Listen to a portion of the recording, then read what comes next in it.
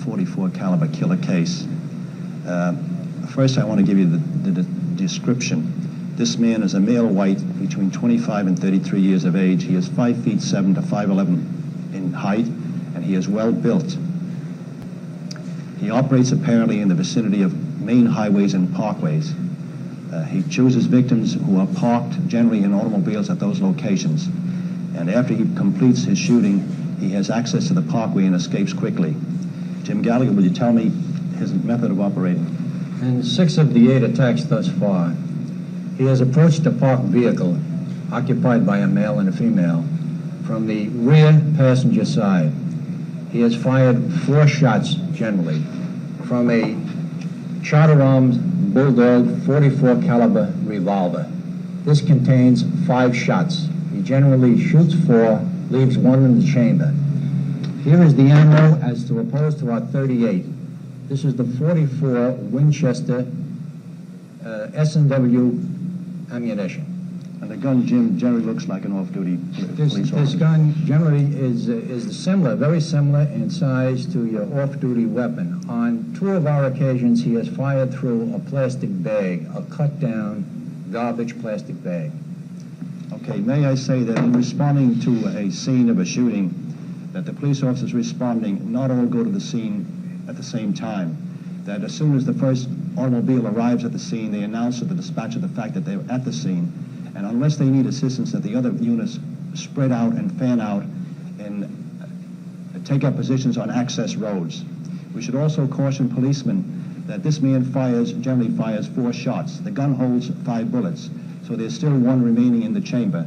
For that reason, the police officer should take a special caution. If 2 police officers are riding in civilian clothes, 1 should ride in the rear of an automobile if it's taxi cab.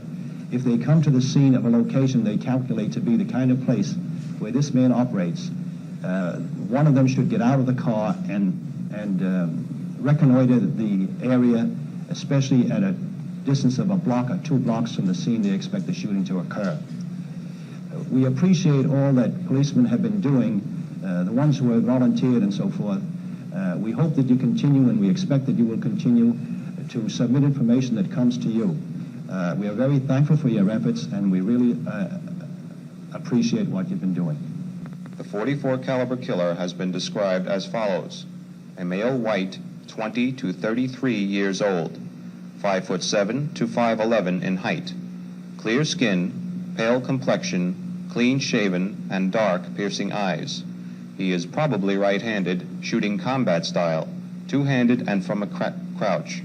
If you have any information, call 961-9613, the Homicide Task Force.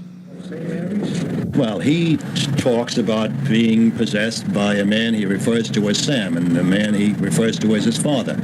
And he says that his father requires blood, and he goes out and he's forced to do what he's doing. He has to continue to kill people.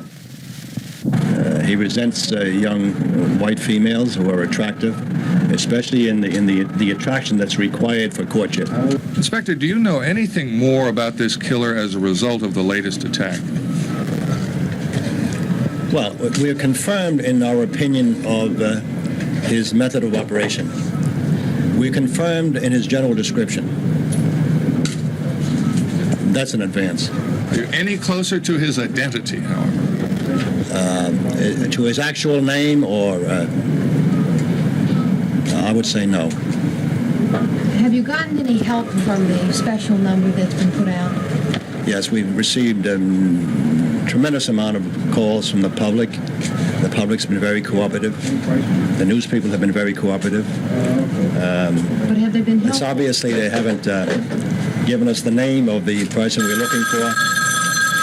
But they've been cooperative, and we enjoy that. What about the people at the discotheque? Have they come forward like you hoped they would? The people that we've talked to have spoken to us. There are other people that we would like to talk to, and we expect to be able to speak to most of them. Do you think now that Son of Sam is stalking areas, or do you think he's looking for young women with long dark hair? I think he looks for young females, usually with a young male, and he looks for them sitting in an automobile where they're, I guess, most vulnerable. They're looking forward, and he comes from the right rear, and they may be unaware of his presence until he begins to shoot. Does he stalk out lovers' lanes? Well, it's difficult to say what is a lover's lane. Lover's lane, by my definition, would be a location where several people come and sit in cars and do what human beings have been doing from the beginning of time. I don't think that's the place that he would go, because he now has the problem of the other people, other than the ones that he's shooting at, chasing him and catching him. What is it about the courtship process that seems to attract him? Do you have any idea? I really have no idea. Apparently he resents it, sitting there. From your psychological profile of him, what is this compulsion? Has he talked about being possessed by some other spirit or some other being? What is it that seems to drive him? You said he was going to strike in Basin? That's true, but he also has called, rather people have called several different times during the course of this investigation, saying that they're here or there, or saying that they are the son of Sam. A string of apparently unsolved murders that seem to relate to a single killer in New York City history, or is that something that the newspapers have decided to start talking about? There have been homicides, people who commit homicides in the past, who have committed multiple homicides. This type of homicide is, I think, quite rare. I'm not prepared to say. I haven't studied the records of homicides in the past in New York City, but there have been some similar type crimes in the past. Up till now, you've said that he apparently didn't know any of his victims, yet now we have two victims who attended the same school, and they were shot in different places in different boroughs. Do you think it's possible he does know his victims or knows of them? Our investigation fails to indicate that man is aware of who his victim is before the time he tries to shoot them. It's totally random. Apparently is totally random. Okay, my name Ives Hernandez, and I did have long hair, and about 4 days ago when I cut it, and my hair was about down to my shoulder, but I didn't really have to do anything with the .44 caliber, but I did think about it. But one thing that I really don't do anymore is sit in parked cars. Okay? My name is Michelle Hamilton, and I've thought about the killer, and I'm not going to cut my hair. I figure if he's going to come, he's going to get you, you're not going to know it, so I'm not going to cut my hair about it. I'm not going to do it. Okay, I live in Queens, in College Point, and like, in your neighborhood, it's always on your mind, you know, you're thinking about it, that he could come, and like with my boyfriend, he was driving, and like he stopped the car, and some guy was waiting at the bus stop, and he came from behind, and he said, you know, and he started to run. My boyfriend just, you know, started the car really fast, and like blew all like rock gravel on his face and everything, and he went back with the cops afterward, but they couldn't find anything. What's your name? My name is Brian Bauman. My name is Ann Trietta. What do you think about it? You live here. Yeah, it's flipped out, you know? I don't even want to go out anymore with this nut, you know? I can't. Oh, really? I feel like carrying a piece all the time. I can't do it. Cutting your hair? I don't think she has much to I worry think I'm about. moving. I think I'm moving out of here. No, I'm afraid to walk around here, you know? I'm afraid to be in this neighborhood, be in New York, you know, this nut running around. There's a lot of times I think about carrying a rifle with me, you know? I don't even want to live here anymore. No, I can't. I live in Queens, and this guy has got me scared to death. I have long hair, and I just stay in it now. I live in Queens. I go to discotheques, but I'm still scared. So? My name is Barbara Marin, and I live in Queens. And I've thought about cutting my hair, but I will not, and I'm scared to death. And I do not go out at night anymore. My name is Montana Marin. I live in Queens. I'm scared because I have long hair. But I won't cut my hair. Okay, go ahead. I know the 44 killers after girls with long brown hair, so when I go out, me and my friends go out at night, we put our hair up so the guy can't see the length of our hair. Well, my name's Ken, and I haven't really thought. Really? Well, I don't want to do that. I didn't realize. Well, my name's Ken, and I haven't really thought very much about cutting my hair because of the 44 killer. It doesn't really faze me that I have brown hair and it's a little bit longer than.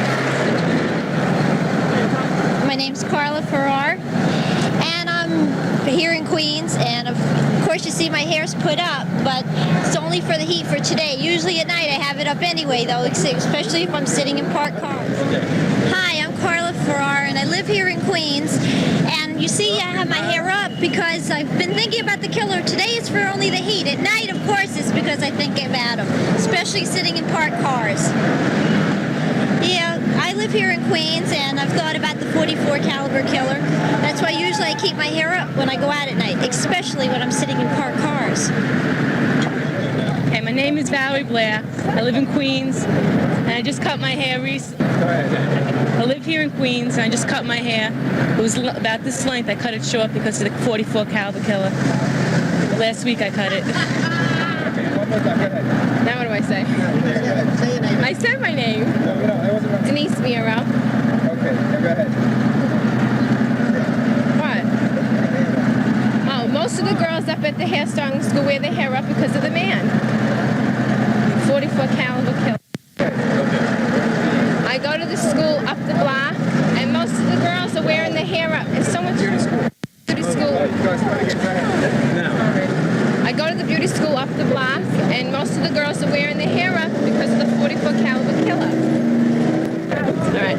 I go to the beauty school up the block, and most of the girls are wearing their hair up because they're afraid of the 44 caliber killer. They wear it up. Ellen Melson. Conley. Go ahead now. I thought about the 44 caliber killer every day since it happened, but have I thought about the killer every day? Every single day I think about it, but I won't sit in the car at night. When I go out with my boyfriend, I get my Corrine Brown. And I'm really scared of the 44 caliber killer. Like, a friend of mine says, you're gonna go to work. I work here in Flushing. He goes, you're gonna go to work, or you rather, be threatened with the idea that 44 caliber is lurking in Flushing? Because I really have long hair, comes down to here. But, like, to decoy myself, I keep it up. Like, I work in Flushing here, and a friend of mine says, would you rather work in Flushing and have your life threatened by the 44 caliber killer? And, like, I'm even afraid to ride my bicycle here, because my hair comes down to here normally, but I twist it up as high as I can, and I flip it. There's a lot of crime in New York, and we just have to watch ourselves, and in any big city. And we just, have to be really careful, and then we'll be okay. If it's your time to go, you're going to go. All right? I'd say about 3 shootings ago, that's when it started affecting people. The girls are cutting their hair. They're going home early. They're taking, special precautions. This is I'm speaking generally. There's still some people that don't, but for the most part, they're being very careful now. And the first, say, 3 or 4, it didn't really affect them. They were a little nervous about it, but they felt it was, something that wouldn't happen to them. First of all, I'd like to just say that the investigation, which is I'm sure what you're interested in, is continuing full force in Brooklyn, in the Bensonhurst area. It includes a canvass, continuing to canvass the area for anyone who may have seen anything that we do not now know about. It includes re-interviewing the witnesses we've already talked to, and this is being done. And with some productivity, we have gotten additional facts from some of the witnesses who saw the shooting and who saw things connected with the shooting.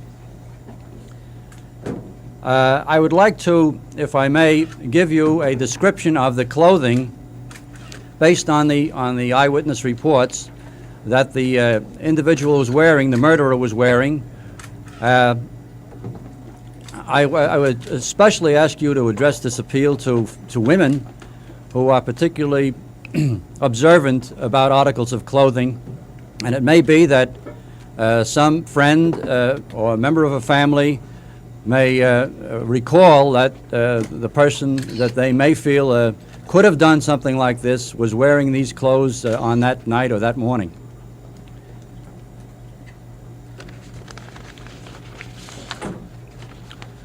According to the witnesses that we've talked to over the past 24 hours, he's a male white, 25 to 35, approximately 5'7" to 5'10", a stocky build.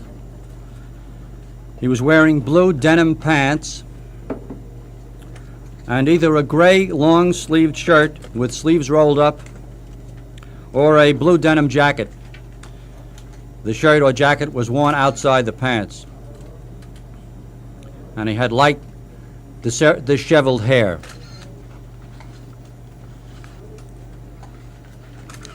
In terms of the number of people assigned to the investigation, we are increasing the manpower.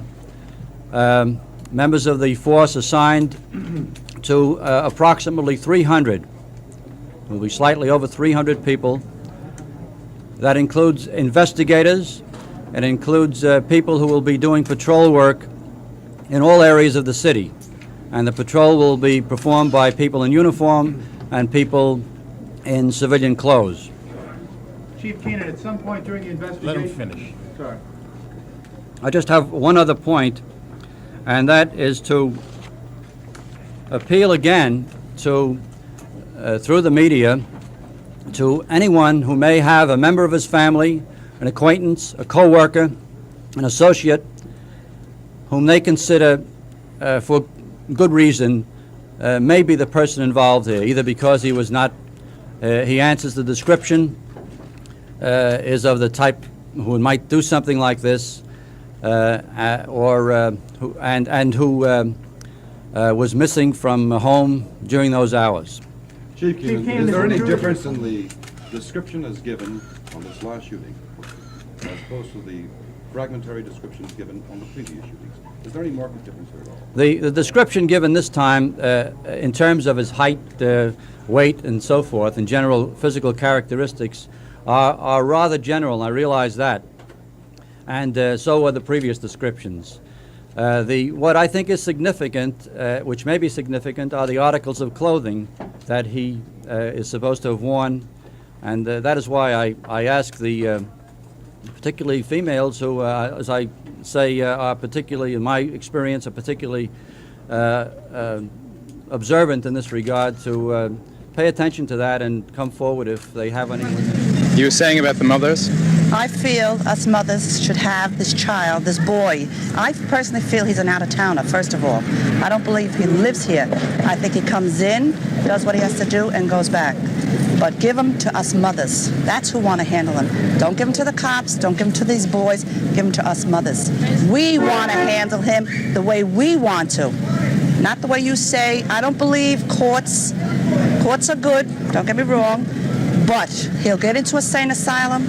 He'll stay there 2 years. He'll... All right, well, tell me how you feel, and, let's hear it. Something has to be done about it, that's for sure. I mean, organize group committees. Something you got to worry about at night, this and that, She's going to get home alive, she's going to be dead, you don't know what's going to happen. What's going on, Gallo? What is justice going to do to this guy? They'll put him in a sane asylum and let him go, right? Right, 10 years from now, he'll be gone, and everybody he kills will be for nothing. That's it, they'll forget about it. They'll say he's this guy insane. Charles Manson is supposed to be getting out of jail pretty soon. What did he get? And he's getting out of jail. If this guy 44 caliber goes to jail, he'll be out of jail pretty soon. It could have been anybody. It could have been anybody. It just happened that we knew the guy, it was him, that's all. But it could have been anybody else. So has to be done. When he was in the Bronx, when he was in Queens, he stood there a while. He'll probably stay here a while and look at somebody else, that's all. It could have been anybody. You can't go after a guy you don't even know what he looks like. They got no clues. Even the cops said yesterday, we're worse off we weren't in the beginning. Well, I don't understand. If you said that they knew he was hitting Brooklyn a week ago, 2 weeks ago, why didn't they have patrolmen stationary in these areas where they know they should have put that people the areas that people go. Obviously, he's seen the cops drive by. said now, you know, he's got at least 15 minutes to work with, and he did it. I mean, how could the cops not sit in cars with decoys, knowing these guys? The beat in the neighborhood. Because I know a couple of weeks ago they were throwing people out of the lovers' lanes. Especially where he announces where. Yeah, most of the hits have been by highways and the ocean. So all you guys knew the guy that got it? Knew him good. He was a really good guy. He was a good kid. Never had any beefs with him. Everybody says he was a real good guy, and you figure, oh, the same stuff is heard about everybody who gets shot. This guy was really a good guy. He wasn't involved with anything. Baby, too far. They didn't even know each other last night. They both collapsed in each other's arms in the hospital. They didn't even know each other. That just goes to show that what crummy bastard. I just think he made a mistake by coming to Brooklyn because the people in Brooklyn, they stick together more. All right, hold it. You get that, Anton? Called up the police. Why didn't they announce? People would have been more aware of it. He evidently didn't come. I think that he had to come before to scope the area out because you have to know that park to exit and enter. You know what I'm saying? So he evidently came a day ahead to see this situation Watch out. this now. He's probably sitting home laughing. No, Everyone wants him captured. The vigilante justice here in Brooklyn, is that possible? That's a very dangerous situation. It's very possible. Knowing some of the people in the city and how they feel, it's a very likely situation. We ask people to hold themselves as best they can and to understand that although we have very little to go on, that he will be caught. But despite the witnesses, despite the anger, the frustration, and despite even the vengeance, the awful fact of the matter is that the police today are no closer to catching this madman than they were a year ago when he began his reign of terror. There was actually a sigh of relief breathed when ballistics experts confirmed that this attack was indeed made by the son of Sam, and not by some other madman seeking his own moment of infamy. As one cop told me, we haven't been able to catch one of them. Imagine if we were after two. So from the scene of the son of Sam's latest attack in Brooklyn, I'm Geraldo Rivera, ABC News, New York. Tell me what you saw. About 1 o'clock, my wife and I pulled up to this spot over here, and we saw a man coming from the bridge, walking across the street. He crossed right in front of our car. Now, he looked right at us, and my wife looked at him, and I said, kidding around, that's the killer. He walked over to a yellow Volkswagen, made like he was going into it, then walked around the car and into the park. Where was the Volkswagen parked? Directly across the street from the spot where it happened. Where was it parked? It was parked right directly across the street from the where it happened. He walked around the Volkswagen and into the park, and that's as far as we saw it because both of us turned around. And you think you could identify him? Yeah, my wife could. Of this, you know. You were saying that? Why me? Yeah, why me? How do you feel about the fact that it happened so close to your house? It's scary. So what are you going to do about it? I'm not going to go parking. Away. Okay. Barbara, tell me what you heard and what you saw. Well, we heard shots, and my husband said something's going on outside, and then we heard the car horn beeping like crazy. It didn't sound like a broken car horn. He says, I'm going to go outside and see what's happening. He says, meanwhile, call the police. So I called up and I said, my husband thinks he heard shot, you know, can't talk, I'm so nervous. He said, I think I heard shots outside, and we hear a car horn beeping. And I no sooner said that, my husband and my daughter ran in the house, and they said there were 2 people shot in the car. Get an ambulance fast. They're both very badly hurt. So my husband said, you know, I'll get some things. I'll see what we could do to help. And I told the police, I said, hurry up. I says, there's 2 people shot. I says, they're badly hurt. I says, get over here with an ambulance fast. And they went out again, and there was a man already helping the girl there, and he said, try and, you know, get as many towels as you can. He says, we'll try to stop some of the bleeding until the ambulance comes. So my daughter ran in the house, and she got that, and she was helping to wipe off the blood and to see what she could do to help. And the whole block was out. They all came out, and everybody, their main concern was helping these poor people. They were so bad, as much as we could. And finally the ambulance came, and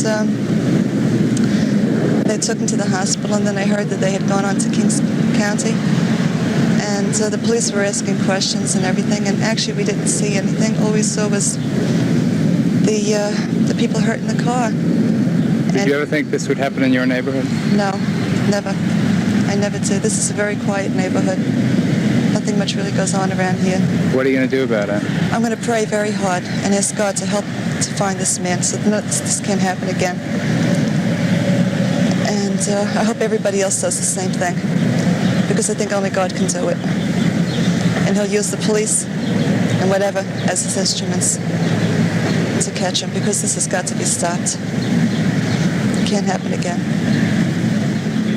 What was he screaming? He was saying, help me, I can't see, my eyes. And he was saying, but why? I wasn't doing anything. And that's all he kept crying, was to help him.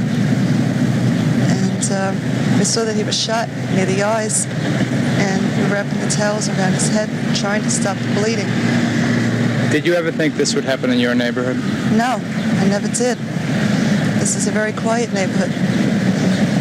Nothing like this has ever happened before. Lover's Lane in a quiet neighborhood in Brooklyn. He had out the same .44 caliber Bulldog revolver. He walked to the passenger side of the car. The window was open. There were two people inside, young people, innocent people. He went into his military crouch, aimed the .44 caliber Bulldog revolver, and started firing. 2 shots into the back of the girl's head, 1 shot into the back of the driver's head, the young man. The other shot perhaps hit the steering column. What will you have for July 29th? He warned in one of his sick and threatening letters to the police and to the press. Sam's a thirsty lad, and he won't let me stop killing until he's had his fill of blood. Well, early Sunday morning, just 2 days after the anniversary of his first cold-blooded attack, he shot 2 other people, his 12th and 13th victims. It happened right here on this quiet Lover's Lane in Brooklyn. We were riding along Shell Parkway, and as we were driving, right, I saw that a man was running at this point. I didn't see the man. At that point, I still didn't know that he was the killer. That's all I can really say at this point. So you got there just after it happened and you saw someone running I would away? imagine so, yes. You think you could identify him? No, I don't think I can. I mean, I could, get close, but, I'm sure there must be other people that meet that description. What describe him to me? Well, he seemed to be, he wasn't too tall of a man. He was I guess a medium-sized man. He was wearing a white shirt with rolled up to here. He seemed to be in dungaree pants. And he was on his way, just moving out, clearing out. That's about the best thing I could say. And his hair might have been, it wasn't dark, but I don't know the color, but I know it wasn't dark. That's all about that I can say about the man.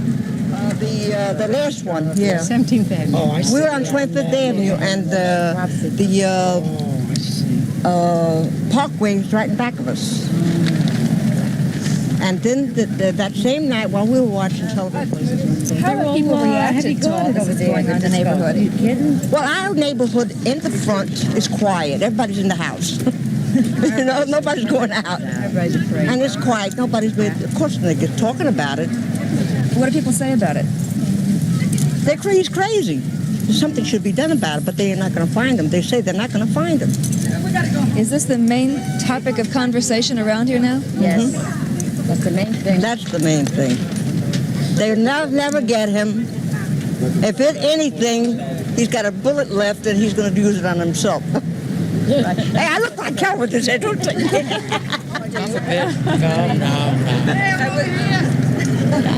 You know, what, has everybody been talking about this a lot? Oh, yes. Oh, yes. What do they say? Just what he's doing. You know what my dentist told me? That he used to kiss his wife when he's going out. And he told his wife, don't kiss me going out. I'll throw a kiss or wave to you. No more kissing in the car. I'm bad. That's right. My face. Are young people going out as much as they used to? No. At nighttime, the area is empty. No girls out, nothing. Why do you think that is? The reason's in the sand. It's got to be. It's the only reason. This neighborhood's jumping at night. There's nobody out no more. I was out late last night, about 2 o'clock. The streets are empty. Only once in a while you see people on mopeds go by. That's it. Little kids. That's it. Nobody's out. Nobody's parking. My girlfriend, she lives in Staten Island. She don't even want to come into Brooklyn. She's even afraid out there. They don't want to know nothing. People talk about it a lot. It comes up in conversations. People, I think, are really trying to forget it. They want to get it out of their systems. So. You think they can forget it as long as this guy is running around? No, until they catch him, it's going to be the same way. It's going to be a lousy summer until they catch him. Nobody's going to come out. People around here are scared. That's all there is to it.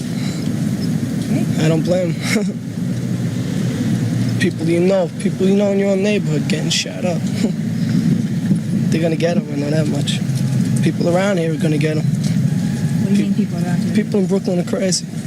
They don't stand for things. People in Queens, they were worried, they were scared. People in Brooklyn, I think, are a little bit different. What are they going to do different? There's a lot of people, a lot of big names in Brooklyn, Mafia. I think they're going to be out looking for them, including the cops. So the cops got a lot of help. And a lot of young kids, guns, people around. They're just going to be like vigilantes. They're going to be out looking at night. Do you know that that's happening now? I see people running around, laying around, guys in cars. A lot of people together. When people do stay together, they are in crowds. But they don't stay out too late. They hang out on the corners and then they go in pretty early. So, I don't care for it. I try to stay upstairs. When my girlfriend comes in, I stay inside. I don't want to drive around. I don't want to park nowhere. I just take my business inside. Take care of everything. And people going to clubs. Clubs are all empty. 50 people. There was like 500, 600 people in clubs. Clubs got 50 people in. And these people are even insane for going out. People in Long Island, Speaks. They got great people playing there on weekends. It's a shame. Nobody wants to go out. All my friends, they just want to stay home. That's it. Where are some of the high points around here? Some of the places that usually hop? 4th Avenue, 3rd Avenue. Usually a lot of people out. I go there at night. There's still people there. They hang out in crowds, like I said, in the bars. But most of the clubs. Yeah, I thought I heard you say that all you see is people driving around in cars looking for him? Well, there are a lot of young people in this neighborhood that are looking for him, yeah. What would they do with him if they found him? I don't know. I hate to predict that. What wouldn't they do with him? That's what I think. Right, Gary? He's got to be caught one way or the other. He's got to be caught, right? No doubt about it. If we could help out the police in any way, I think we should try, right? That's how I feel. Have you volunteered your services? Well, they haven't asked me, but I volunteer my services anyway. It's just a total shame because he's killing this neighborhood. There's no girls around. Right? There's no girls around. We're in a lot of trouble. Those guys are in trouble, right? What are we going to do? He can't be girls anymore. That's right. The clubs are dead. He's killing business, the economy, everything, in general. Are you part of the patrol? No, I'm not part of the patrol. You haven't been going out looking for him personally? No, not personally. I'm not out looking for him. But I'd like to find him anyway. But you're pretty sure that there are a lot of young people doing that. This guy's got to get caught one way or another. And if there's a lot of people out helping, there's a better chance. What has happened in this neighborhood since the killing here? People have not gone out of their houses. They've been afraid to walk the streets. Nobody's parking in the area, and business is really going down the drain here. Are you in business here? Well, I have friends that are in business in the area, yeah. And just the discos are really going out of business because of it. And the women and the men as well are afraid to go in the streets. Do you have any children? Yes, I do. How old are they? They're both married, but my daughter is afraid to leave the house at night. Even during the day, she's afraid now. Because, you don't know where he's going to strike next. And I feel if he stays in Brooklyn, we'll probably get him. I think he's probably out in Queens. He probably lives out in Queens, and if he comes to Brooklyn, he's not too familiar with the area as far as I'm concerned. They'll probably catch him. All right? All right. When is he going to be on? Tomorrow night on Saturday evening. How have Son of Sam changed your life? Oh, it's made me really scared to walk the streets. Really. It's like this guy's got to be caught. He really does. He's got to be either tortured slowly or he's got to be put away because he's ruining everybody's life. It's got me all nervous, I'm telling you. And I got cousins that got long hair, and I got long hair. It's got to be put away. It's got to be. There's no doubt about it. It's got my parents scared for me to go out, which never was. And it's just ruining everything. Do you still go out? I go out, but like I don't, you know, if I go to a store with my friend, day or night, I get out of the car and I go in with them. I don't care where it is. I don't stay in the car.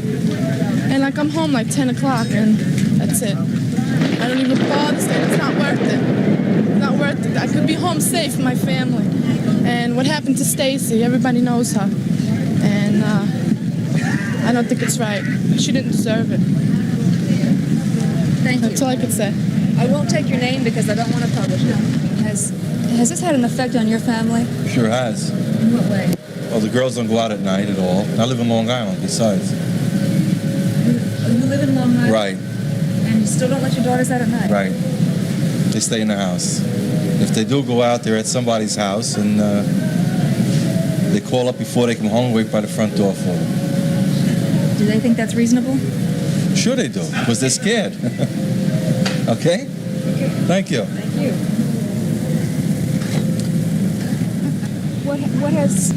What has changed about your life since this happened? Well, I just moved in the neighborhood, Sam, so I don't like the idea. I'm scared myself, really. That's all. What about your daughter? Have you been keeping a closer watch on her? Yes, I am. Are you a little bit scared to go out now because of all that's been going on? No. You're not? Why not? Have you heard about it? Yeah. Okay.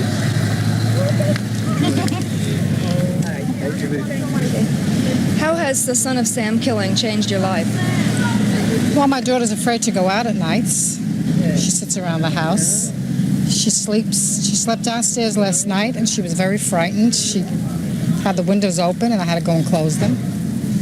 And the young people don't want to go out anymore to the discotheques. They usually go every weekend on Friday and Saturday, and they're not going. Because of this killer? Definitely.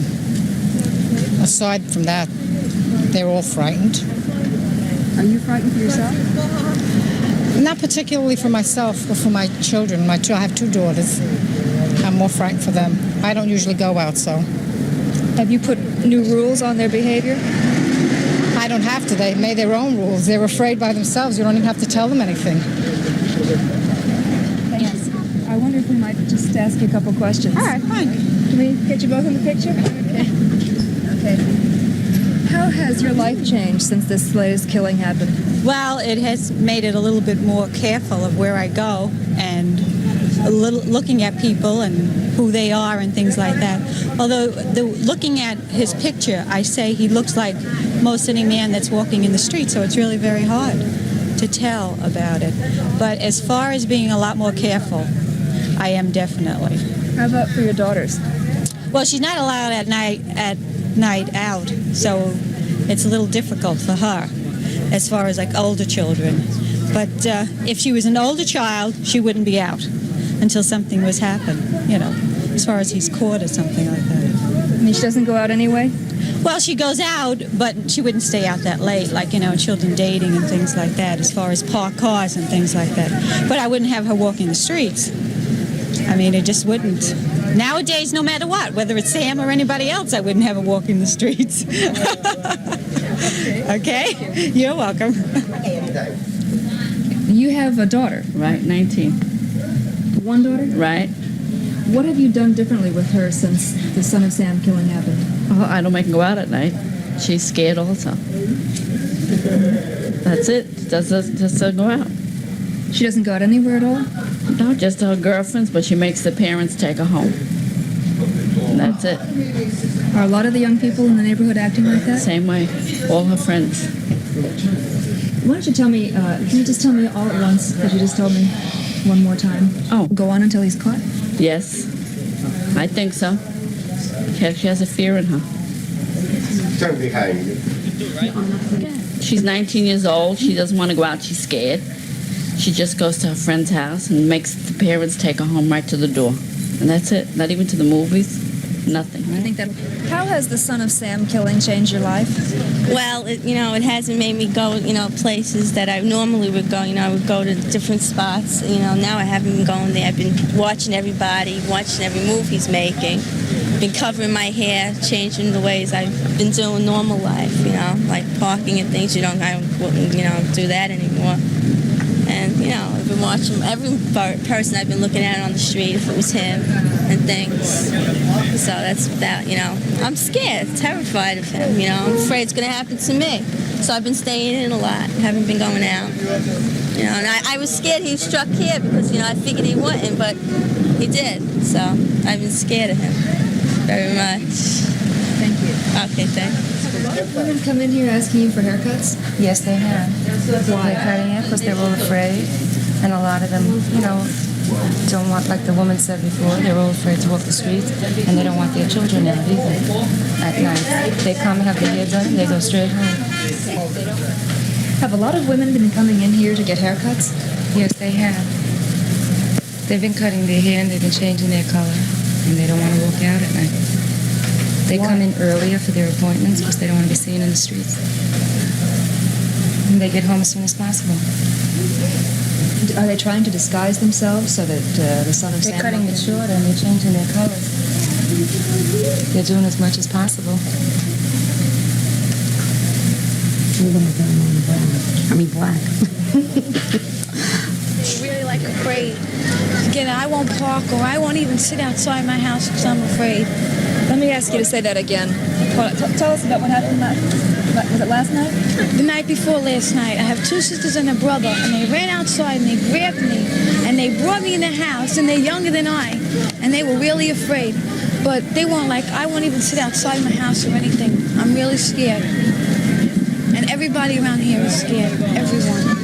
All the girls are really afraid. What else are you doing differently these days? Nothing much, that's all. I won't sit outside late at night. And nobody, the neighborhood has been so quiet. Nobody hangs out outside or anything. It's been pretty quiet, the neighborhood. Thank you. Okay. Are you a mother? Yes, that's my daughter. How old is your daughter? She's 23. What has happened since the Son of Sam killed a person here? Well, I was away and she called me up. I'm very frightened that she wouldn't go out of the house. Very frightening. Have you had to make any new rules to keep her in? Yes, she don't even want to go out herself. She stays in. Are a lot of the girls acting that way? That's right. None of the girls want to go out anywhere. Would you tell me again how she reacted and how you reacted to when you heard the killing? Very frightened. I was upstate and I was scared for her because she was home alone. Thank you. Thank you.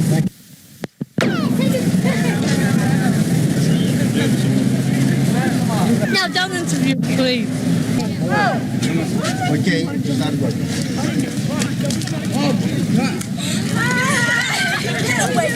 How are you? What a bunch of jerks. Margaret, what went through your mind when you heard about the killing in the neighborhood? I just felt that this guy should be captured and killed himself. Are you worried about your safety? Yeah. What do you do about it? Stay home a lot. Or stay in closed places where I won't be able to be caught. Do you go out at night at all? Sometimes. Not very often, though. Not very far. How do you protect yourself? I guess just by staying home. Not going to any clubs or staying in any cars, parked cars. That's it. Is it something that you think about a lot? Yeah. I've been reading about it a lot, too, in the paper. She's nervous now. Thank you. You're welcome. I'm listening to it on the news. It just gets me very nervous. I get nervous when I go to work in the morning, when I walk down the block to go to the train station. I'm nervous now. What we try to do is to drive around see if we see any cars that we know, any of the young people that we know, and warn them. Warn them that it's getting late. As you know, we're riding around. It's after midnight right now.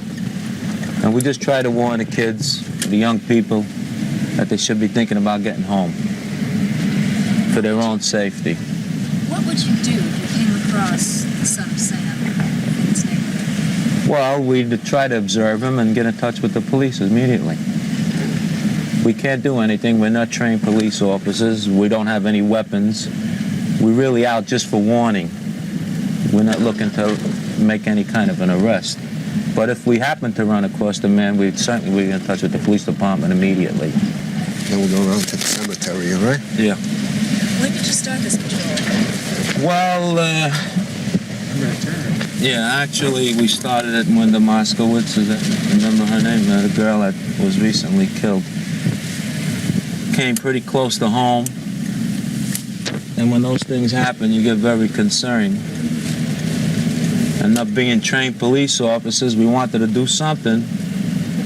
So we thought maybe by riding around and looking out for cars that we know and kids that we know and just warning them. Your name is Louie Rebecca? Right, yeah. When did you start this patrol? It's about a week now since the recent murder in this area. Right now, yeah. Yeah, we're gonna go there now. Usually during the week, this park is very crowded with, a lot of kids and whatnot. But today, being it's a Friday night and everything, kids go out and they have a good time.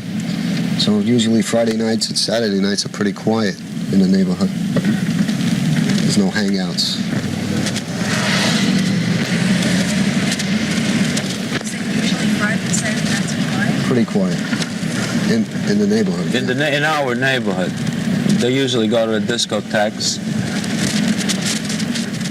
This area normally on a Friday night would have quite a few cars parked. As you can see, there's no one here now at all. And it's a very desolate area. It's between two cemeteries. Very quiet. Not anybody's parked at all. Not one car.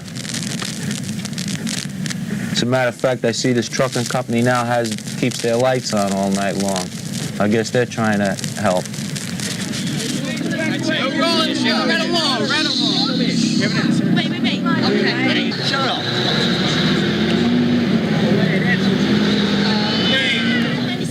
I want the red light to be on. I don't want to be on. Okay. No. I want the red light to be on over there. It's starting now. Okay. Would you tell me what has happened in this neighborhood since the killing by Son of Sam? What has happened? A lot of people want to kill him. A lot of people want to go out by themselves and kill him because they knew the girl, right? And they want to go out, they want to kill him because he's a crazy guy, and I like to see him killed. But I'm not afraid because I got a lot of people hanging out with me, see them all. Get them all. And we'll all attack him.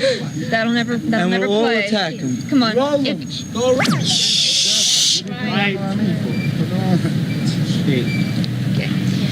What has happened in this neighborhood since the killing? What has happened? A lot of people want to go and they want to get that guy because they know the people, and these people in this neighborhood won't stand for that. Especially a sick maniac like that. After what he did in Queens and then he came here, he's a crazy guy, and I like to see him tortured, not arrested and put in jail. I like to see him tortured for what he did. Nah, you don't talk like that. Aren't you afraid to be out on the street after dark? All right, I'm afraid when I'm alone with one of my friends, but I got plenty of people here, and I'm not that afraid because I got a crowd. But otherwise, I'd be afraid. Of course I'd be afraid. He's a sick guy. He'd kill any time. Yeah, but we're so mad about how many times he's done that. We're so mad that, fed up, that I would attack him if he missed. I would attack him. Let me ask you, why are you willing to go out at night? Because I'm not afraid, because I'm with a lot of people at night. I'm not afraid. If I was sitting in a parked car with a guy, then I'd be afraid. No way would I sit in a parked car. You could run in and speak. Yeah, but see, if I'm hanging out, I'm with a lot of people, and he ain't gonna come. Not if there's a lot of people. But they gotta get him, and I know the people from this neighborhood, if they see him, they're gonna get him. They're gonna kill him. Not because you got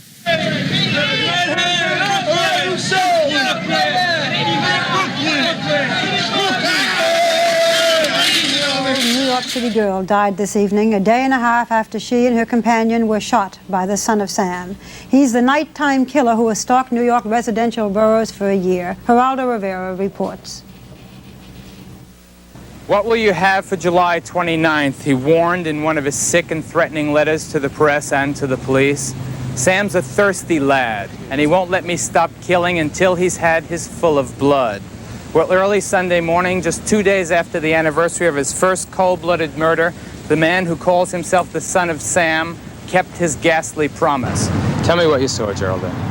Well, I heard 4 shots, and so I ran outside, and I seen the guy that was shot over there. He was screaming for help. So my mother and my father called the ambulance and the cops, and so we ran over and tried to help them. And so we wiping their faces down with towels, and then the cops and the ambulance came.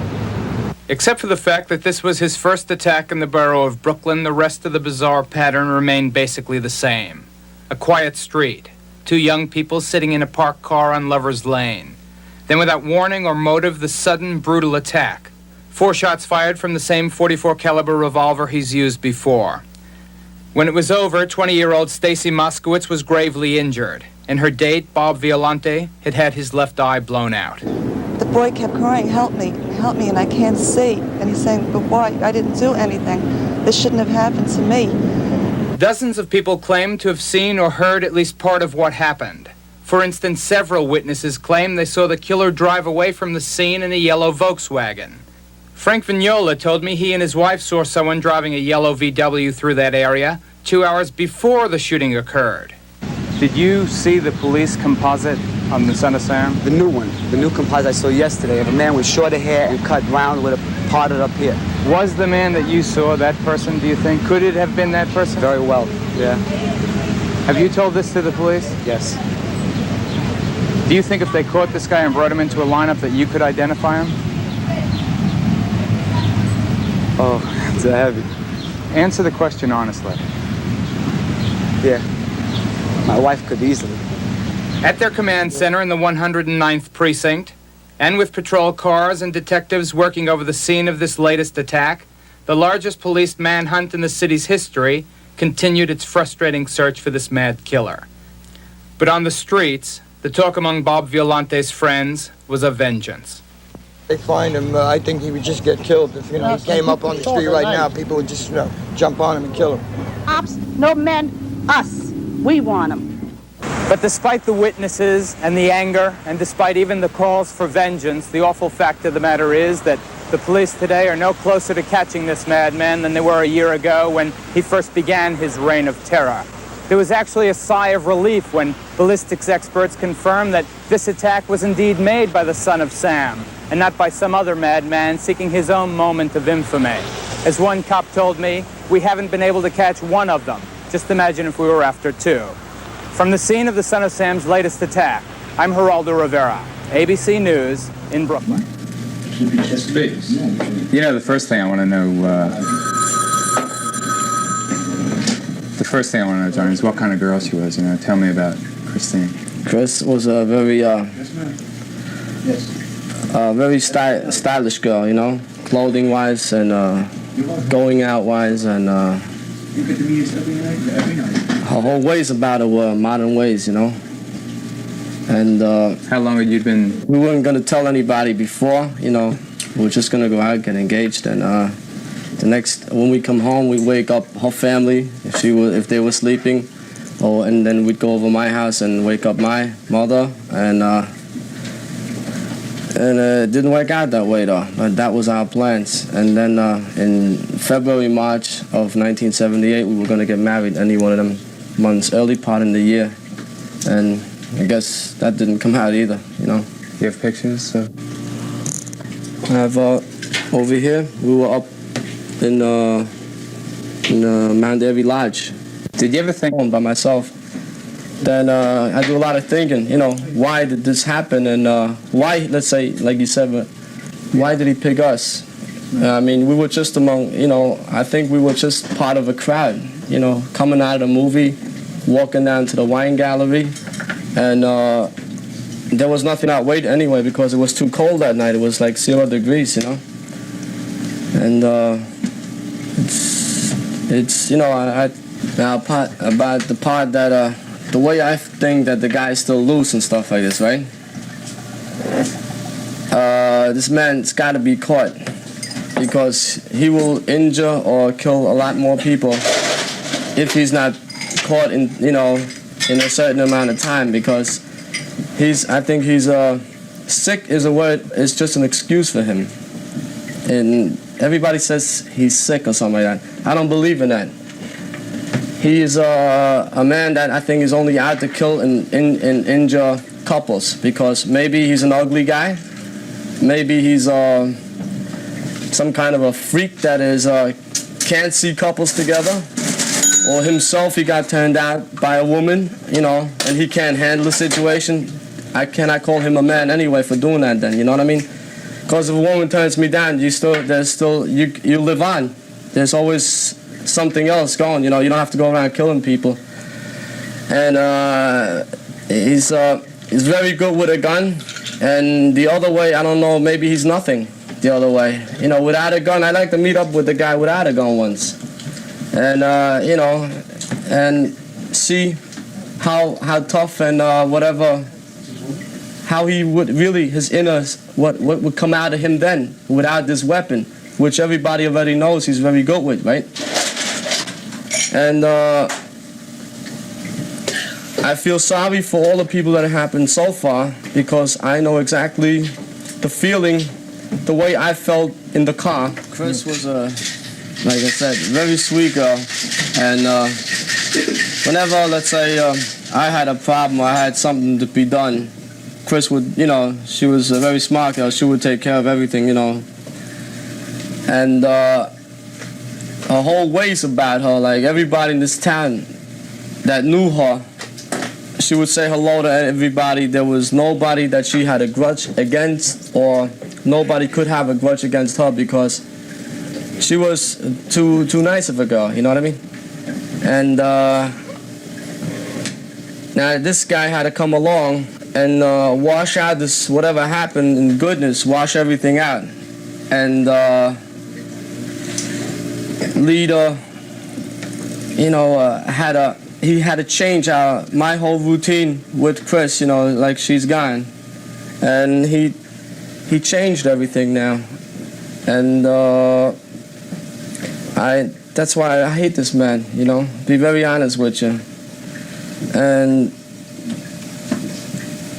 like when I close up late at night over here, and I have a few guys that are very close friends of mine, you know, we go out there where it happened and park my car and have drinks in bars out there, restaurants, and try to look if a memory comes back that I knew a face or something that was around the movies when we walked out, or when we were in the wine gallery eating. See if there was a face that I can remember that would bring something up. And the other part is maybe this person, you know, would like to see this car again and see the tragedy that happened.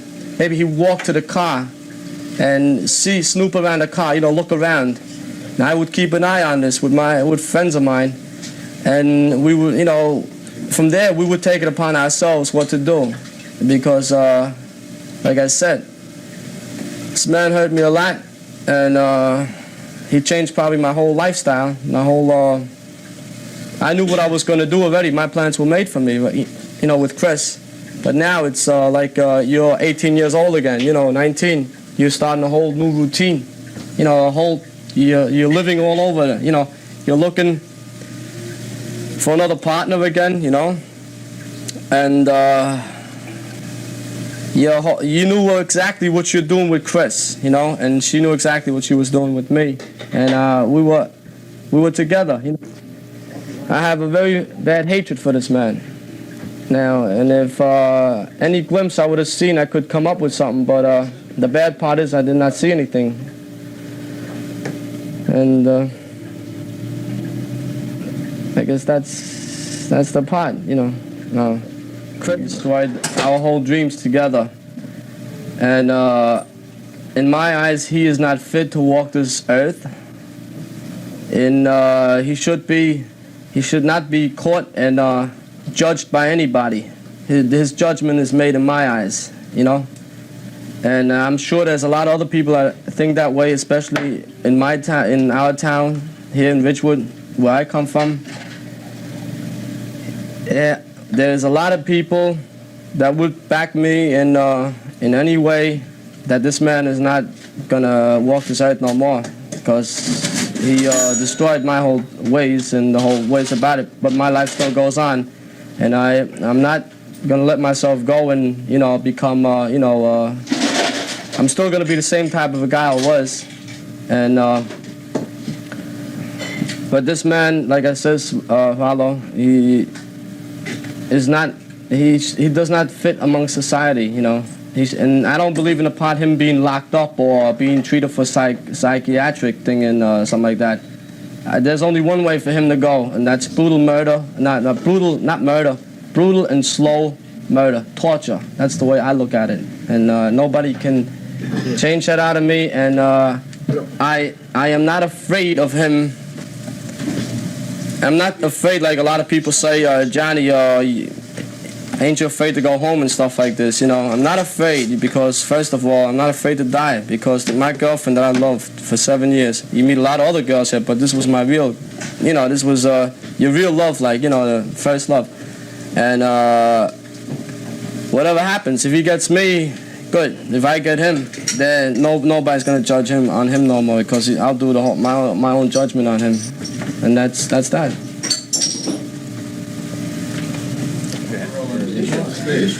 Well, after we had our dinner, wine and cheese in the wine gallery, slowly we were walking up the block. I was sliding along the ice, and Chris was walking by the building side, and I was towards the curb or sliding up the block, and Chris always says to me, Johnny, you're getting old already, man. You can't even stand on your legs. We were joking all the way to the car, having a good time. And because she related the story Rocky to her and me more or less, because all of a sudden he was, let's say, a guy who was actually a nobody, Rocky, right? And all of a sudden, he got this chance to train and stuff like this and be something, go against the best. And I used to play soccer, CBS Evening News with Roger Mudd substituting for Walter Cronkite. Good evening. The most intensive manhunt in New York City's history is over. The police have arrested a man they say is Son of Sam, the killer who stalked the city streets for a year with a .44 caliber revolver, shooting to death 6 young people and wounding 7 others. The suspect is David Berkowitz, a 24-year-old postal clerk from Yonkers city line. He was seized out to say he told them, "Okay, you've got me." We have 3 reports starting with Gary Shepard. David Berkowitz was taken from police headquarters this morning after having been there most of the night, undergoing intense questioning. There are reports he has admitted to police that he is the son of Sam and that he has confessed to the .44 caliber murders. But police refuse to confirm that story. They did, however, confirm that the .44 caliber revolver found last night in his car was the gun used in the most recent murder episode.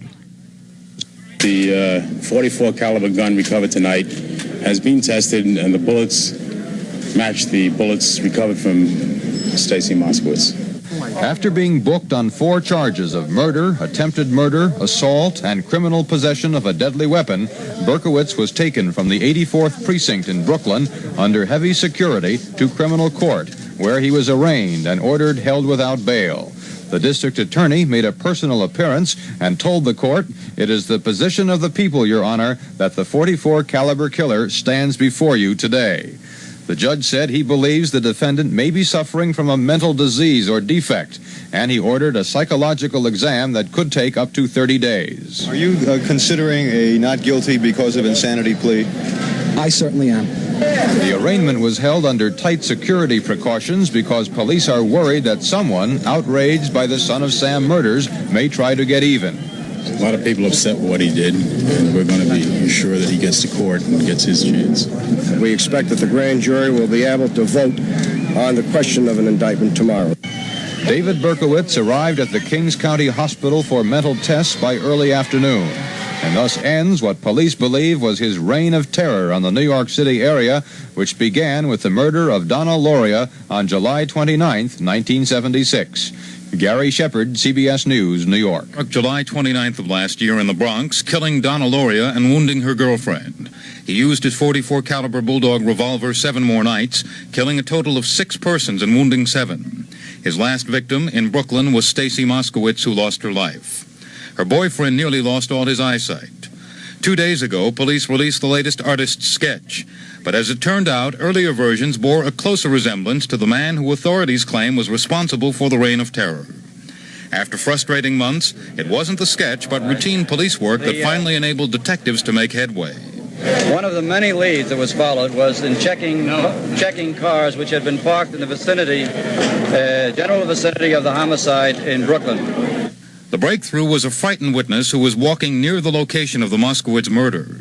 She saw a heavy-set man who walked to his car parked not far from where the Moskowitz girl lay fatally wounded. The witness, who came forward 4 days later, remembered something. There was a parking ticket on the man's car. Officials began a computer search for every car ticketed in that area of Brooklyn the night of the killing. Meanwhile, in Yonkers, north of New York, a 64-year-old neighbor of David Berkowitz, Sam Carr, had received a frightening letter, and his dog was shot. And then, a deputy Westchester County Sheriff, Craig Glassman, who lives in the apartment beneath Berkowitz, got several chilling letters. I know, Master, that I am doomed, but do not think that I will not tell the authorities of you. True, I am the killer, but Craig, the killings are on your commands. Saturday, Yonkers police and the Westchester County Sheriff's Office began a full investigation. By Tuesday, the computer check in Albany had disclosed that Berkowitz had been illegally parked at a hydrant the night of the Moskowitz murder in a neighborhood where he seemed out of place. Finally, yesterday, the paths converged, haltingly at first. Deputy Sheriff Glassman went to inspect Berkowitz's car. The New York police already were there and at first mistook the deputy sheriff for the .44 caliber killer, but quickly began a joint stakeout. It's about 8:45. A subject came out of the building. He crossed from the sidewalk on the side that the 2 New York City officers were on to the street side. Now, I looked out and I said to the 2 officers, I think this might be him. He's coming towards a car. He did stop. He opened the door. I said, this is him. I jumped out of the car. I ran down the street, pulled my revolver, pointed at him. New York City, the officers were right there with me. We said, freeze, police, turn the key off, get out of the car, put your hands on the roof. The arrest last night, in particular, was the result of, if you will, the simultaneous development of leads from 2 of our uniformed officers as a result of a summons, a totally mundane, ordinary, everyday act, but which proved to be a very vital clue. Police ballistics tests today confirm that a revolver found in Berkowitz's car was the weapon used to kill Stacy Moskowitz. Also found in the car, a submachine gun and a note disclosing plans for a possible mass murder at a Long Island discotheque. A crime authorities say was thwarted with the arrest of Berkowitz at 8:45 last night. Steve Young, CBS News, New York. Inspector, do you think that if you had not caught him, there would have been still more murders in the next few weeks? Do you have any feeling about that? That would be purely speculative. Okay. Can we also ask, the New York Post has said that Sam is probably this man, Sam Carr. Do you have any feeling about who Sam is? Is Son of Sam a name that the press has put on him? Is it the name that the police have tagged him? Son of Sam is a name that we used first. As a result of the first writing, which was addressed to Captain Borelli, there were certain references made, certain usage made of the word Sam. Okay. In addressing an appeal to the person who had written that document, we addressed it Son of Sam. Right. Now, that was the first usage. Okay. Do you have any idea now who Sam is, and is it this man, Sam Carr, as the New York Post has said? I have no idea. The 45. All 3 years. That's correct. That's in the Bronx? That's correct.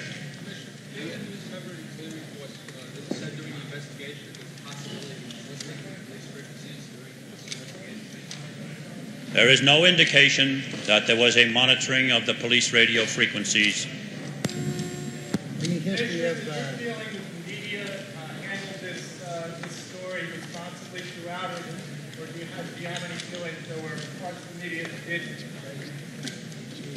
I think you, as a member of the media, are a better judge of that than I would be.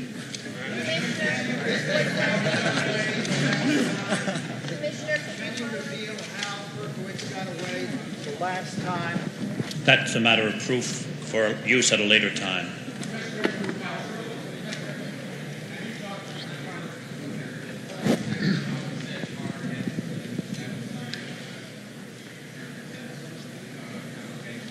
Mr. Carr has been spoken to by members who are in the investigation. He's a young guy. I'm a young fella. You're right.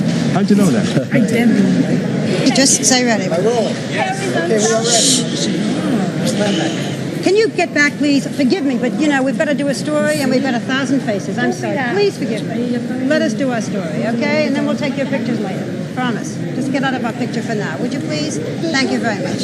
Take 4. Yeah, take 20. Chief Keenan, tonight, can young women sit with their boyfriends in parked cars? Can people feel relieved? Over the past week, there have been a scarcity of parkers in lonely areas, as you can imagine. I have a feeling we're going to have a recurrence of parking conditions. If there is a young girl in the city tonight with long brown hair and she's got a boyfriend and she wants to sit under the moon, do you think she can do that tonight?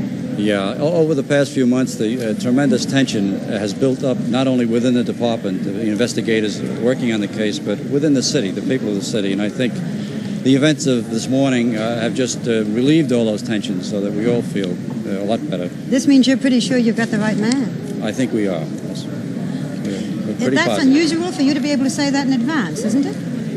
I think when we take all the facts we have and the corroboration we have, we're certain we have the right man.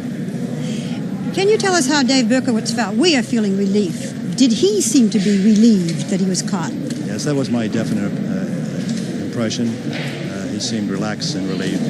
And even today, when he was arraigned and seemed to be tired, was there still that impression of relief?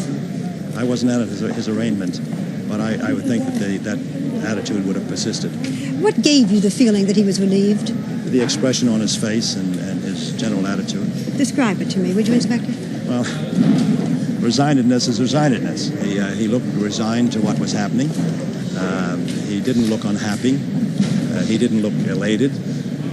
He looked quite passive. Did he show any remorse when you discussed any of the cases? I really couldn't say that he was remorseful if he should have been or not. Did he joke at all?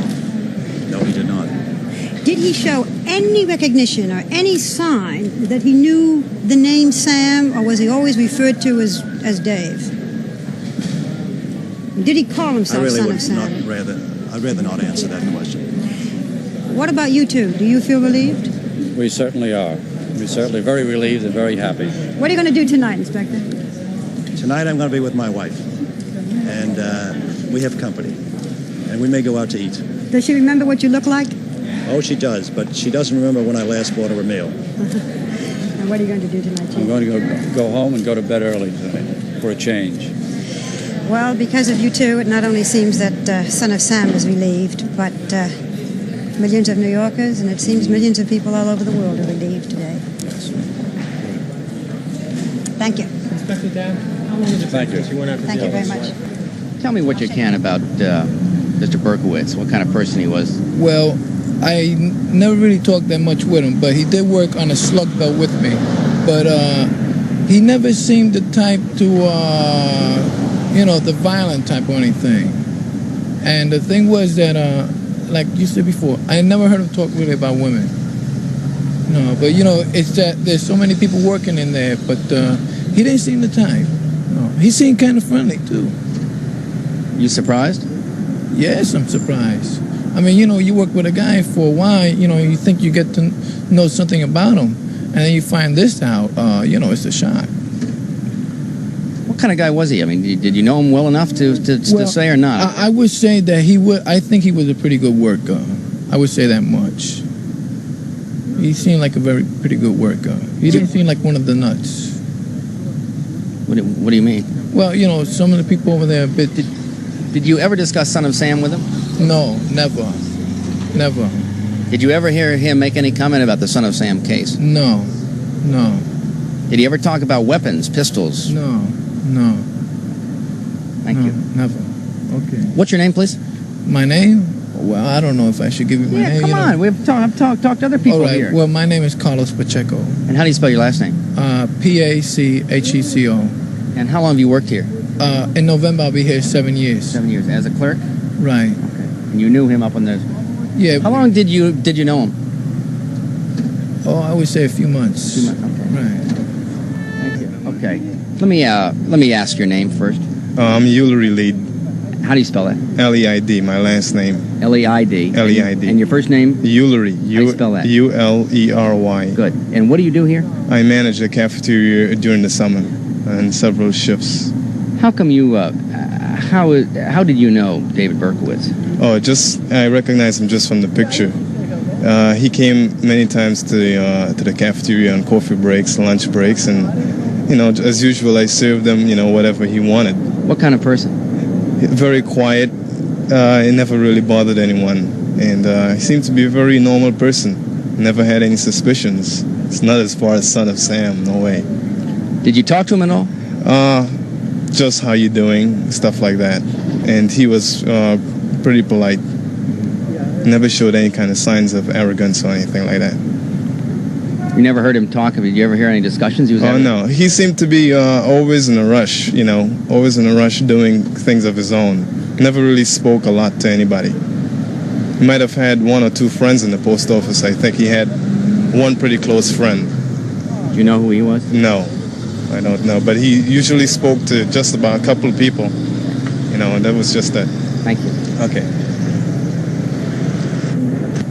Just explain for me again what you're a little surprised. Probably everybody else is too. Okay, yeah, okay. You want me to do so now? Oh, well, I'm pretty surprised about it because I never thought anybody would actually catch up with Son of Sam. My own theory was that they'll never catch up with him. I was really surprised that they did, and much more surprised that they caught up with him in the place where I worked. Yeah, obviously. Right. Okay. Thank you. I'm just so glad they caught him because I have a child of my own.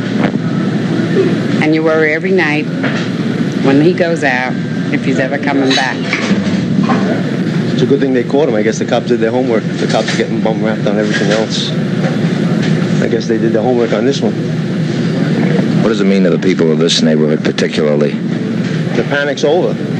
Everyone was afraid. Everyone was pointing the fingers at this one, pointing the fingers at that one, afraid to sit on a stoop. No one wanted to go out, come home at night. It's over.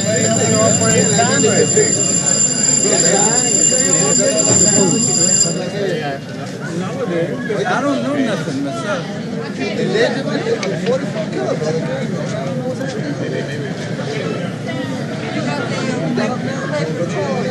Yeah, I know. That's what they should do. That's what they should do to the guy. Tear it apart.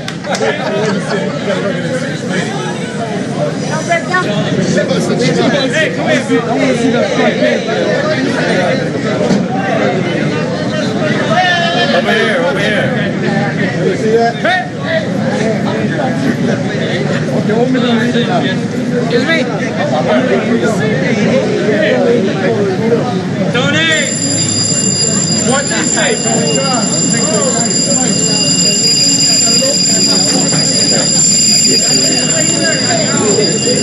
Tony, smile. Tony, smile. Smile, Este quiere trabajo,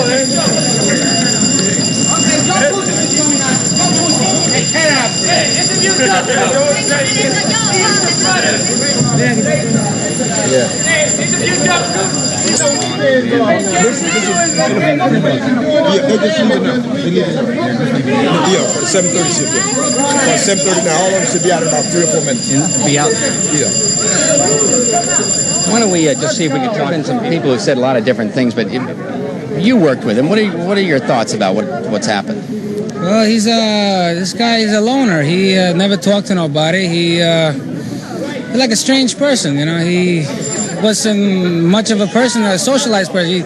He would never say good morning or good night, or he just will pass by you like nothing. It was, that's nothing. No socialization. Not many friends. No, not at all. What's your thought about it? You surprised? Yeah, right under my own, under my own territory where you never knew the guy. If the guy, you figure that, a post employee, it might be a lot of reprisal now against the post office. Now, imagine you go to a person, you deliver their mail. You don't really think that. Well, I don't know. The post office, they attack the post office all over the place, What is your name, please? Heriberto Cedeno. How do you spell your last name? Cedeno. And you're a letter carrier? That's correct. How long have you been a letter carrier? 5 years. How did you know Mr. Berkowitz? Well, like I said, I never really knew him. We just barely passed by him, I knew him. I recognized him by the picture in the paper, and thank you. That was it. All right. Thank you. I appreciate it. Please, the post office statement concerning Mr. Berkowitz. Yes, he was hired by the Bronx Post Office in March of 1977, just 5 months ago. His name was taken from the Civil Service Register, where he had earned a rating of 85.5 on the examination. What kind of an employee was he? He was a satisfactory employee. We had no problems with him, no disciplinary action at any time. He was a normal employee in every sense of the word. What type of work did he do here? He did distribution of mails on a machine. What about his relations with his co-workers, fellow employees? He was a shy, non-talkative, non-communicative type employee. He did not speak to employees unless he was spoken to. He was quiet, nothing irrational or abnormal about his conduct. How did he get along with the female employees here? He got along satisfactorily with them. I interviewed one female employee with whom he underwent his training course here, and she indicated that he was perfectly normal and never suspected him of any wrongdoing. What's your own? Women working during this night shift? Yes, of course. We're equal employment, equal opportunity employers. What's your own thought about Mr. Berkowitz and what's happening? I am shocked. I think this is a horrible thing, but as far as his postal service is concerned, his performance was satisfactory here. Did his lack of communication with his fellow workers give his superiors any cause of concern? No, because there are many people who just don't talk too much, that are naturally shy, and he fell into that category. I knew that. Thank you. I need a cutaway. Feather, even if you want to. No. This employee, we screened him thoroughly when he came into the service. We found that prior to his entrance into the Postal Service, he worked for IBI Security Service here in the Bronx. He spent 2 years with that outfit, and we got a satisfactory report from them. What kind of work was that? Wait and see. It provides... Why don't we ask him again? Yeah, I think we ought to come around. Marie, would you come around? Yeah. Could you just go over that for us again, please, what you were saying? Yes, prior to his entry into the Postal Service, he worked for IBI Security Service in the Bronx. As a what, sir? I don't know what the nature of the work he performed with that agency. What type of a business is IBI? It's a security service. And how was his record there? Satisfactory. And prior to that, he was in the armed forces? He was in the military for 3 years, from June of 1971 to June of 1974. He received an honorable discharge. We have a photostatic copy of his discharge on file. There's nothing derogatory in the records regarding his military service, nor is there any derogatory information pertaining to prior civilian service. Thank you. Thank you. IBI. What kind of an employee was, excuse me, kids, please, out of the way. Come on, we're trying to work here. Chief Inspector Tuck, explain for me, what kind of an employee was David Berkowitz? First of all, when we hire an employee who comes into our office, he has applications to fill out, fingerprint cards, we fingerprint them. Print goes to the state of New York, print goes to Washington, D.C. We give him a thorough interview in our office. Then when we send the prints in, if nothing comes back on him as a security check where he has no record, then he's okay to work for us as a security guard. Did anything come back on him? We had nothing come back saying that he had any record of where he couldn't work for a security company. If he did, he would have been terminated. The period of time that he worked for us was mostly part-time, weekends. And what kind of work? Just as a regular security guard, various locations.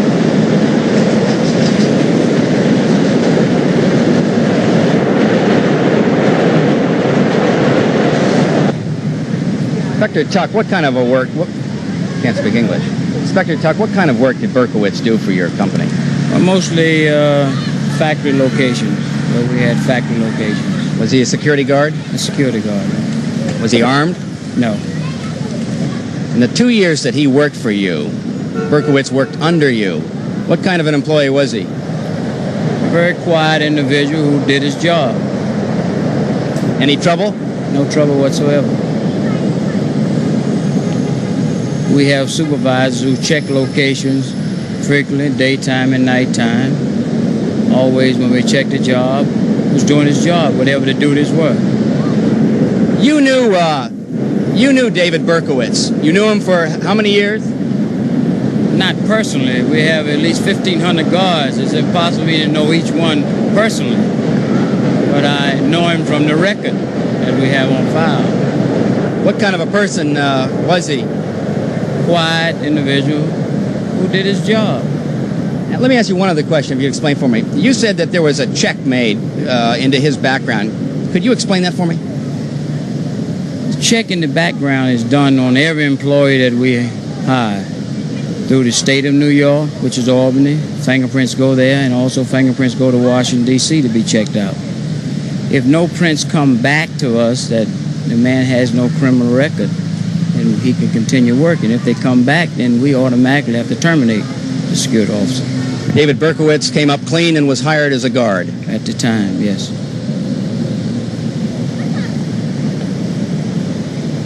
Did he ever talk to you about weapons or anything like that? 44s? Did you have any knowledge of that at all? Never whatsoever. If I read what I read is true, I would like to say to all those families that have lost their children and have had children injured, I deeply grieve for you with all my heart. At this time, my loss is not because of one son that I adopted, but my loss is multiplied by what each and every one of the parents of these crimes feel in his or her heart. If David did these things, I don't expect you to forgive them, forgive him, as this would be too much to ask of you. The only thing I do ask of you is to understand the pain and the agony that is within me, knowing that the pain and agony of all you parents. I ask of you not to burden us with your feelings towards David. By us, I mean all those people who have known David and me. We too are victims of this tragedy. I will live with this heartache for the rest of my life. I am so deeply saddened that nothing that I can say can really... Mr. Stern and Mr. Jolkat, who is representing me, to call this press conference so that I can express my true feelings about this whole matter. Until a few days ago, I was leading a normal life in retirement. Then my life was completely turned around. I keep thinking it is only a bad dream, and I would soon wake up. I don't know what's been written about David is true or not. From what I read, my mind cannot deny what my heart accepts. If I read in the... Sir, could any father in this country be in your situation today? I don't understand what not feeling any possible feelings after reading the media reports and seeing pictures and so forth. Do you think what has happened to you and your son could happen to any family? I believe so. Mr. Berkowitz, have you seen David since his arrest? No, I haven't. When was the last time you did see him, sir? last summer. Mr. Berkowitz, could you please tell us what David was like as a child? I can't answer you that. What do you plan to say to him when you first do see him? I don't know. It will be spontaneous. When did you first read or hear about any of these killings, long before David was implicated? How long ago was it? Oh, about the second killing, which was last year. What was your feeling at that time when you read about it?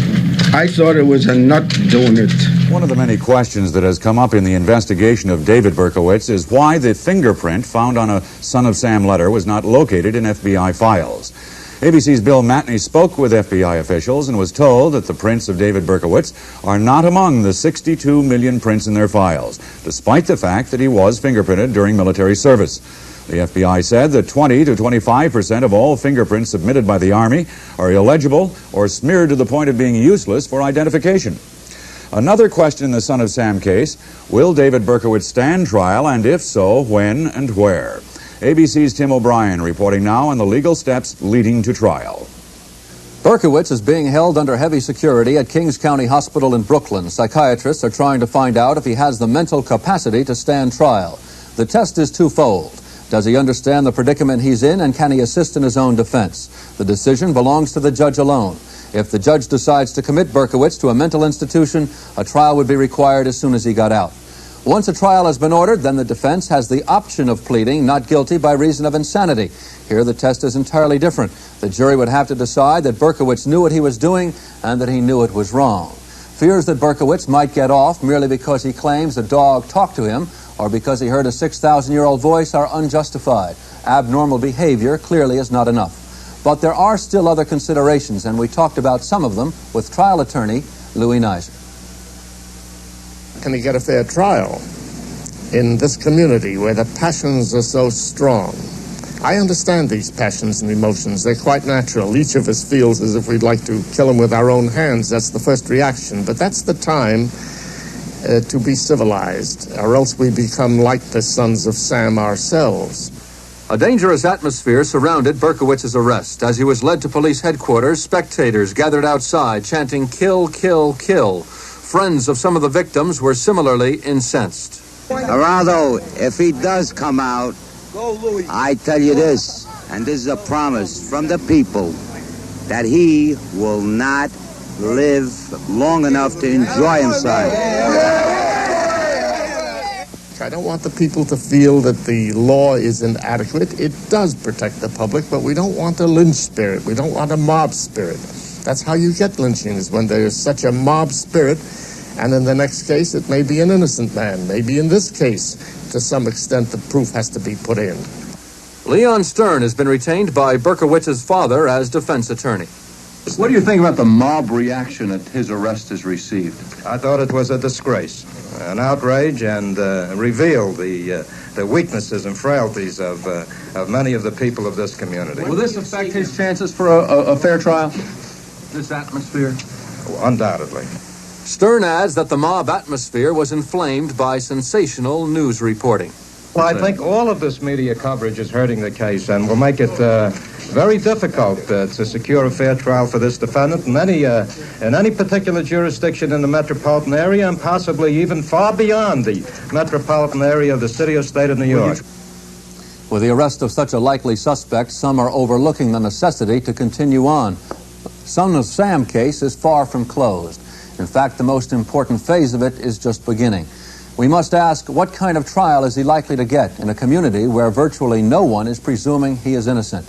No, it's not just a legal technicality. A fair trial is a lot more than that.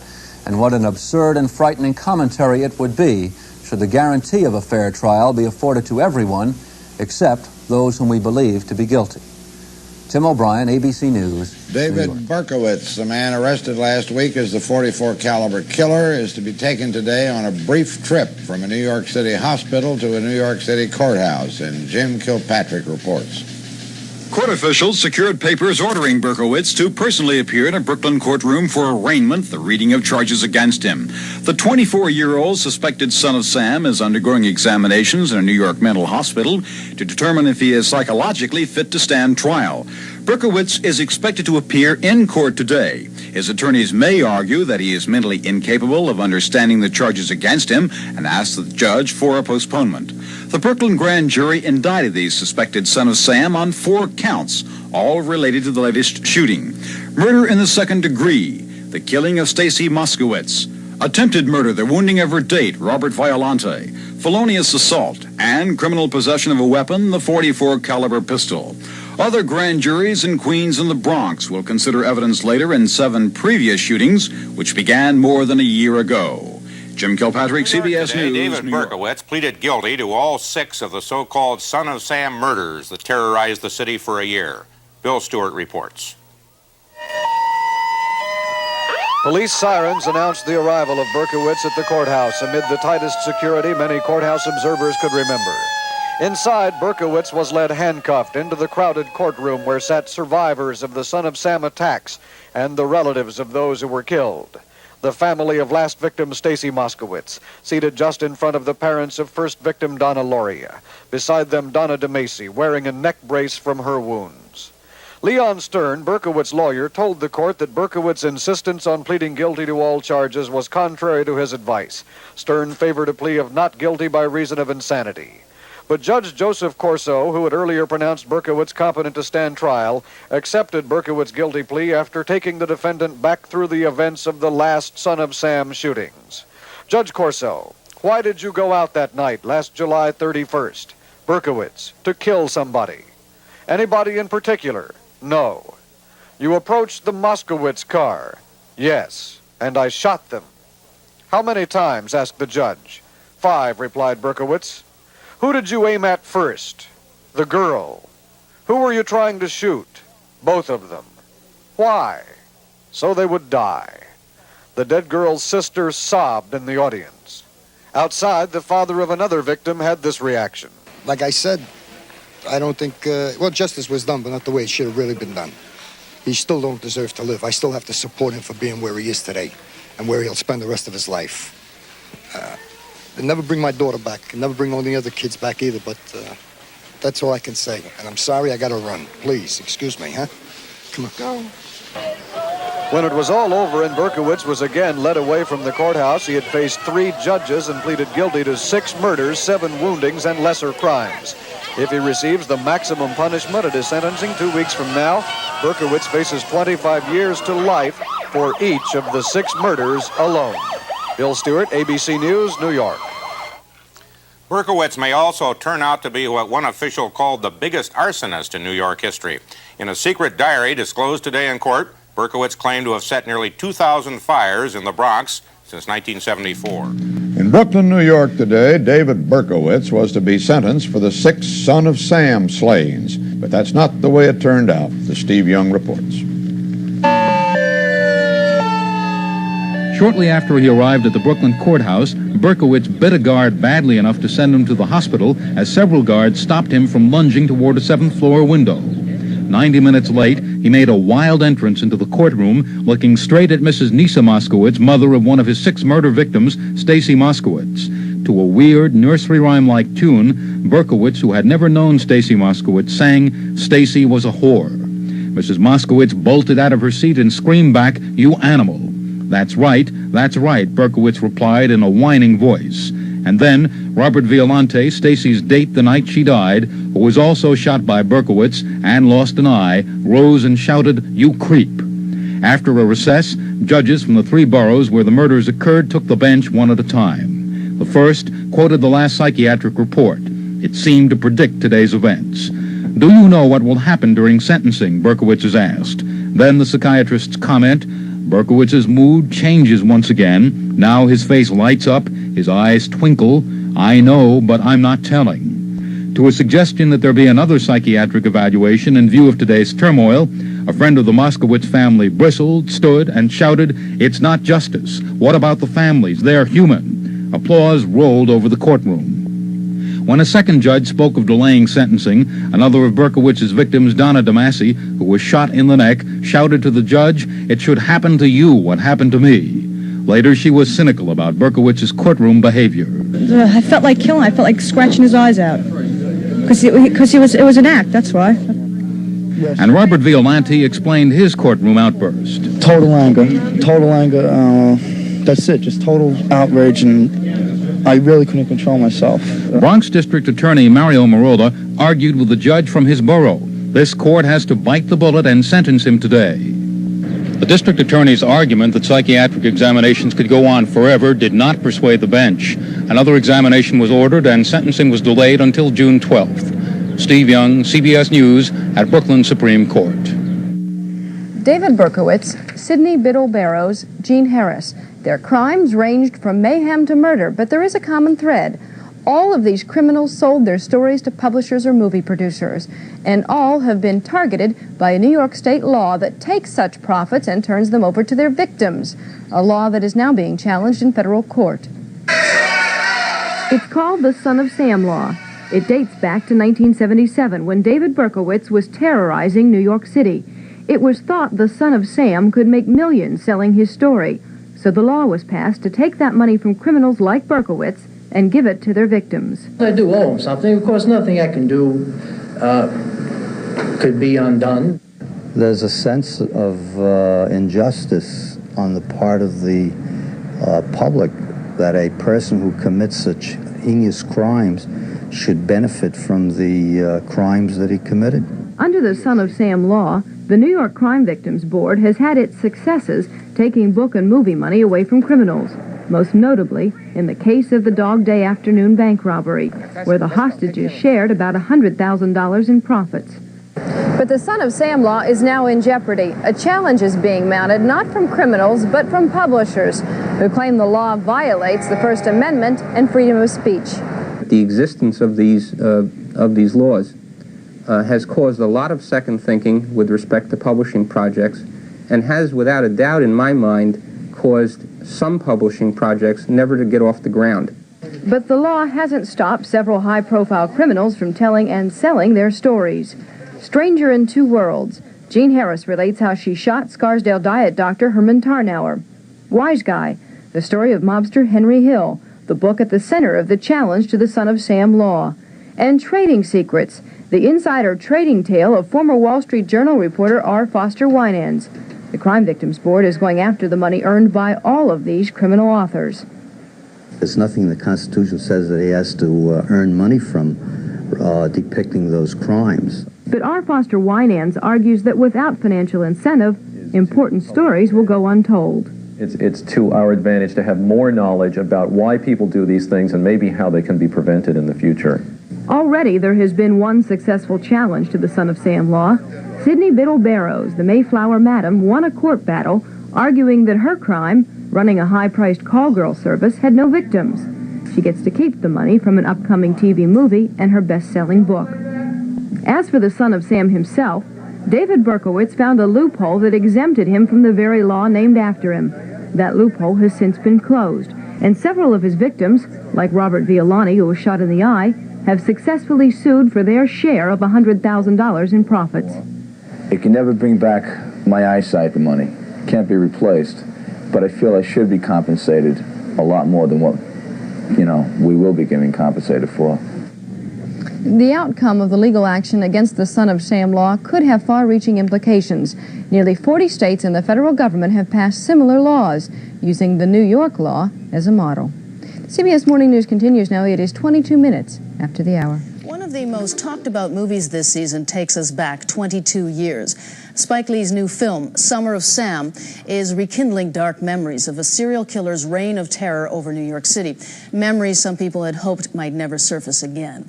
The .44 caliber killer known as Son of Sam stalked the city's nighttime streets for 13 months. David Berkowitz killed 6 people and wounded 7 others before police caught up with him in August of 1977. Judy Placido was shot by Berkowitz while she was waiting outside a disco. 3 bullets tore through her body, one landing a quarter inch from her spine, but she survived. And 22 years later, the movie Summer of Sam has hit the big screen, and Placido, although her injuries have long healed, is once again forced to confront the emotional scars from her brush with the Son of Sam. And Judy Placido joins us in our studio this morning. Good morning. Thanks so much for coming in. Thank you. There are emotional scars, and I know that a few months ago it all crashed on you in a way. What happened? Tell us about that. Well, I think the impetus behind that was the beginning of filming of The Summer of Sam, Spike Lee's movie, in my area where I live. So you had to walk by it. So I had to pass it every morning, going to work. And that to me was very disruptive in and of itself. But what actually happened? I mean, at that particular time, I emotionally started to feel and accept what had happened to me 22 years ago. Quite frankly, I was in denial. And it seemed that this movie brought to the surface my acceptance to the fact that I am a victim. Major panic attack. I understand Panic you also attacks. ended up in the hospital, but everything's okay now? Not necessarily, Not no. necessarily?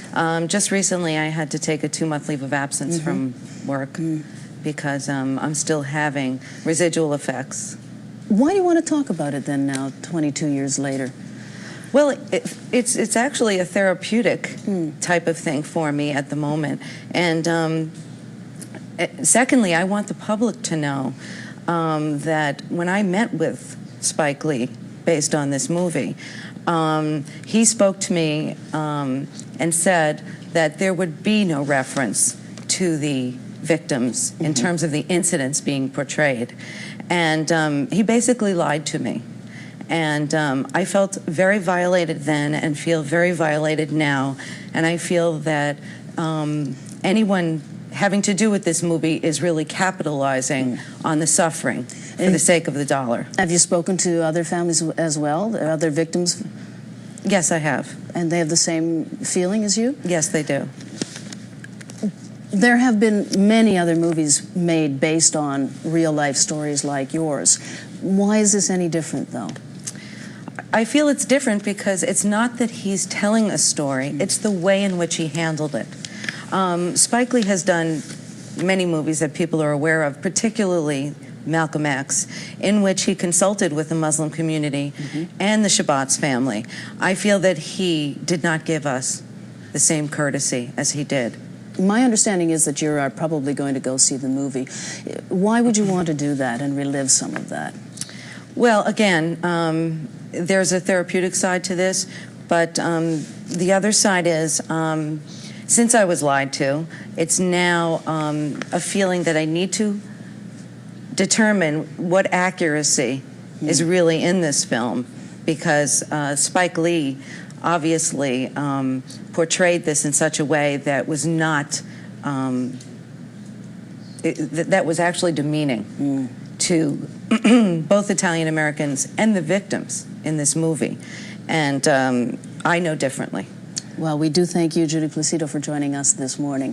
Thank you. Take care. You too. Now here's Russ.